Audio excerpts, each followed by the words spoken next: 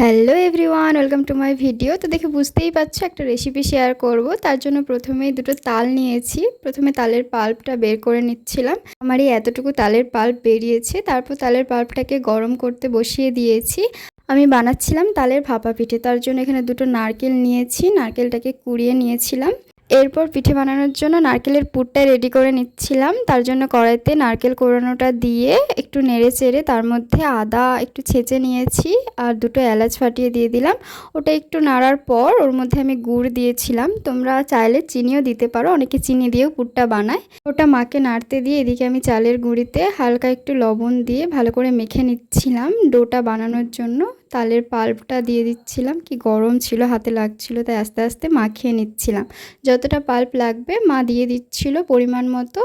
ওটা এদিকে মাখা হচ্ছিল আর দেখো ততক্ষণে পুরটাও রেডি হয়ে গিয়েছে। এবার পিঠে বানানোর পালা। মা তো অলরেডি বানাতে শুরু করে দিয়েছে, আমিও বানাচ্ছিলাম। একটা তোমাদেরকে বানিয়ে দেখাচ্ছি। এগুলো একা একা করলে অনেকটা সময় লেগে যায়, তাই মা আর আমি দুজনে মিলেই বানাচ্ছিলাম। অনেকেই বানাতে জানে, যারা জানো না তারা দেখে নাও। ঠিক এইভাবে একটা গোল মতো করে তার মাঝখানে পুর দিয়ে হালকা হাতে এভাবে মুড়ে নিতে হয়। তো এইভাবেই সবগুলো বানিয়ে নেওয়ার পরে একটা এরকম ফুটো ফুটো করা পাত্রের মধ্যে সবগুলো নিয়ে সাজিয়ে দিচ্ছিলাম। তারপর এদিকে গ্যাসেতে আগে থেকেই একটা পাত্রে জল বসিয়ে রেখেছিলাম, তার উপরে ওই পাত্রটা রেখে দিলাম আর উপর দিয়ে আরেকটা স্টিলের পাত্র ঢাকা দিয়ে দিচ্ছিলাম। মাকে বললাম এভাবেই হয়ে যাবে? মা বলে হ্যাঁ। আমি এই ফার্স্ট টাইম বানাচ্ছি তো তাই। তো ঠিক 15 মিনিট পর মা বললো ঢাকাটা খুলে নে, দেখ হয়ে গেছে। তো গিয়ে দেখলাম সত্যি পিঠেটা পুরো রেডি হয়ে গেছে। পিঠেগুলো খেতে বেশ টেস্টি হয়েছিল। তোমাদেরকে একটা ভেঙে দেখাচ্ছি। তো ভিডিওটা এখন পর্যন্ত ভালো লাগলে লাইক কমেন্ট শেয়ার করে দিই। টাটা।